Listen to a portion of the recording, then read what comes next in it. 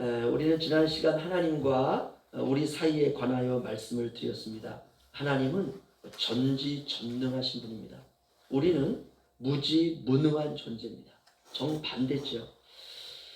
그분은 거룩하시고 우리는 거룩하지 못하고, 그분은 빛이시고 우리는 어두움이고, 그분은 하늘이시고 우리는 땅에 거하고, 그분은 의로우시고 우리는 죄인이고, 그래서 우리에게는 그분이 필요합니다.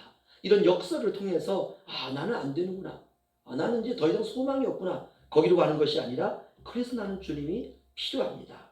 어두움은 빛이 필요하고, 죄인은 의가 필요하고, 땅은 하늘이 필요하고, 양에게는 목자가 필요합니다. 그런데 하나님이 그 사실을 아셔요.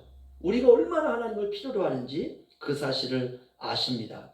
그래서 하나님이 이 세상에 오셔서 우리 대신 십자가에 달려 죽으시고 부활하심으로 우리에게 참 생명, 새 생명, 영원한 생명, 썩지 아니할 생명을 우리 안에 넣어주셨습니다. 그게 어디 있는지는 몰라요.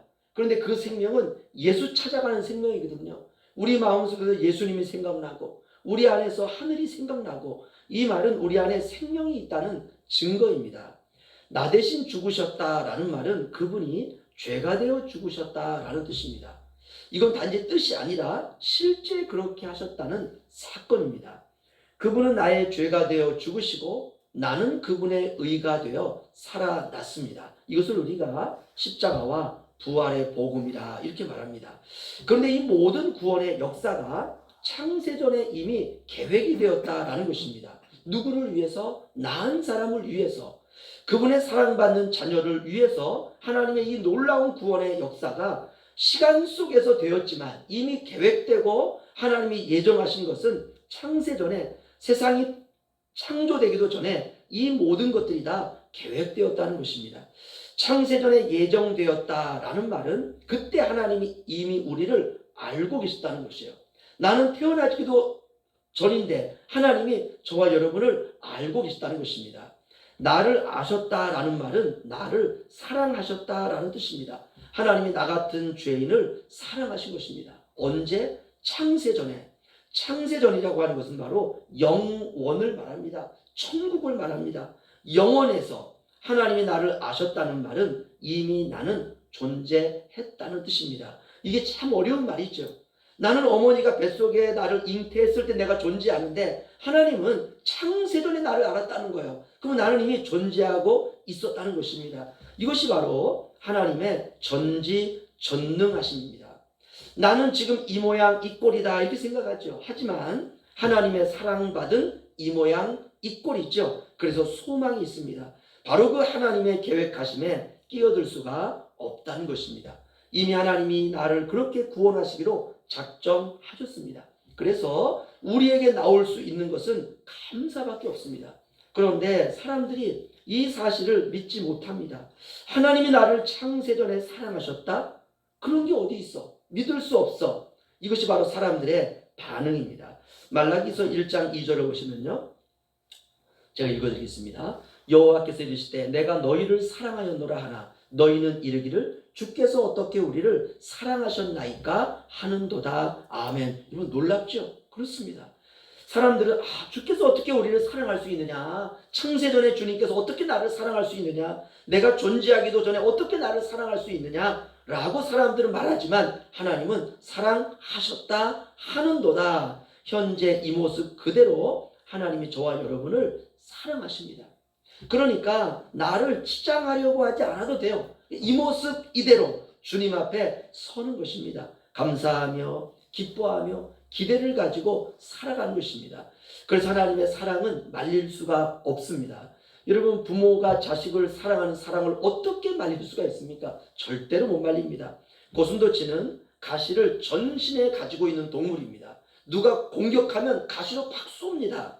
가까이 가면은 부딪히면 가시를 바짝 세웁니다. 그런 고슴도치의 부모는 그 자식을 사랑한다는 것입니다.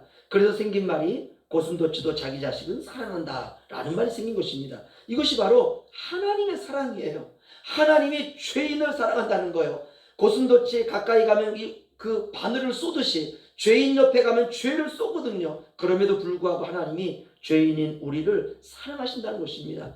하나님의 자녀인데 문제는 우리의 죄 아닙니까? 하지만 창세전에 그런 죄인을 향한 하나님의 계획이 십자가였습니다. 인생은 그 과정을 걷는 것입니다.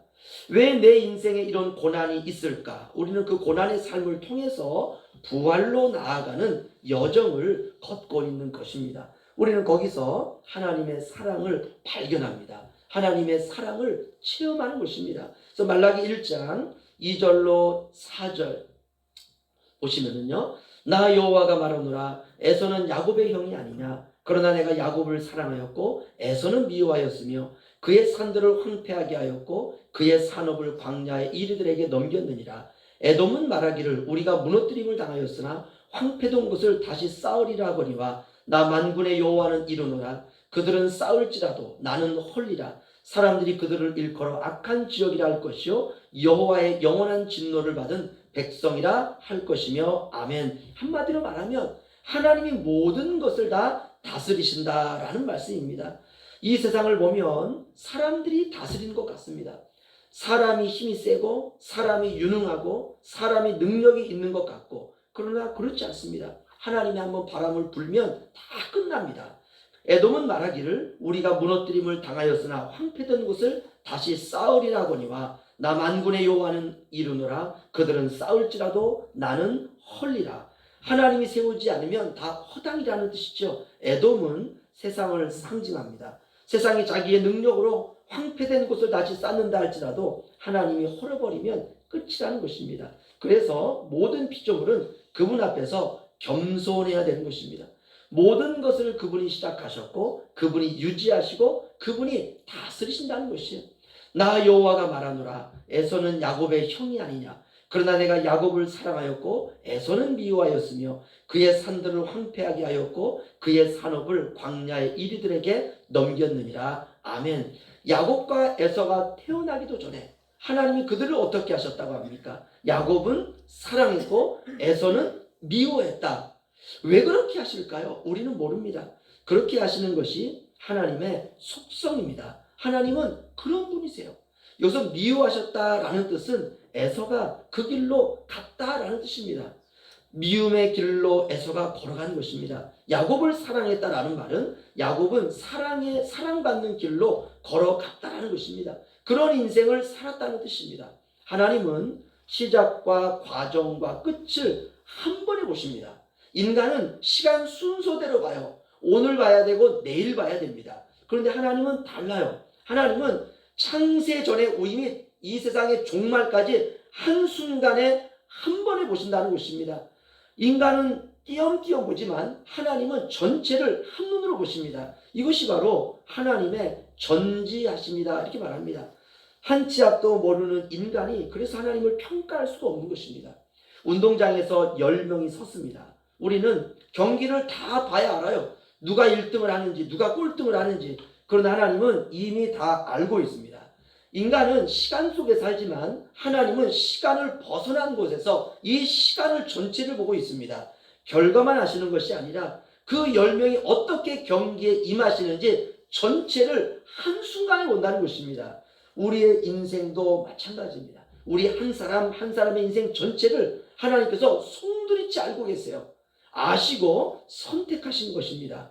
첫 번째, 그래서 그런 하나님의 전지하심에 우리가 끼어들어서 하나님 이건 이렇게 하시고 저거는 저렇게 하시고 훈수를 둘 수가 없다는 것입니다. 모든 것은 하나님의 뜻대로 되어져 간다는 것입니다. 두 번째, 이렇게 하나님의 뜻대로 되어져 가는 다른 많은 사람들의 인생에도 우리가 끼어들 수가 없다는 것입니다. 이것도 하나님의 계획입니다. 이것이 바로 신비로움이에요. 나는 나의 삶이 있고 다른 사람은 다른 사람의 삶이 있습니다.